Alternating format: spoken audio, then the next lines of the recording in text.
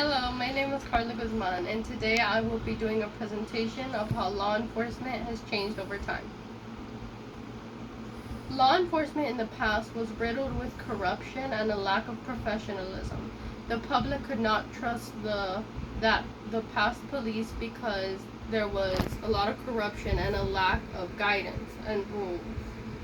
Sir Robert Peel had a great influence on the modernization and organization of police. The Watts Riot civil rights movement began when the arrest of an African American man named Marquis Fry, as well as his mother and brother, were arrested. News of the riots made national headlines as tensions between police and civilians ensued. Peace talks between MLK and governing officials began soon after the riots. The Watts riots was one of the most worst riots in history, fueled by anger and driven by fear.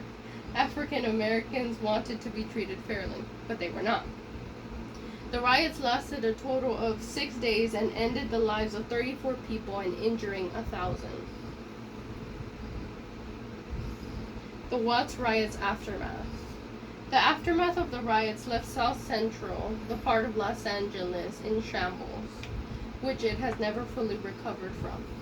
To this day, we could still see the impact that the riots had. Rodney King riots was another civil rights movement that happened after the Watts riots. This riot was sparked after 4 officers beat King were acquitted of all charges, which led to public outcry and enragement. The movement lasted 6 days and showed how bad racial and economic tensions truly were. The aftermath saw 63 deaths and over 12,000 arrests and $1 billion in damages. It also saw the end of LAPD's police chief tenure. Additionally, it led to the creation of Civilian Oversight Board and changes in recruitment. Law enforcement reform. Law enforcement reform focused on centralizing police organizations. Police reform focused a lot on community trust, engagement, and the use of physical force, mental health, and officer wellness. Law enforcement today.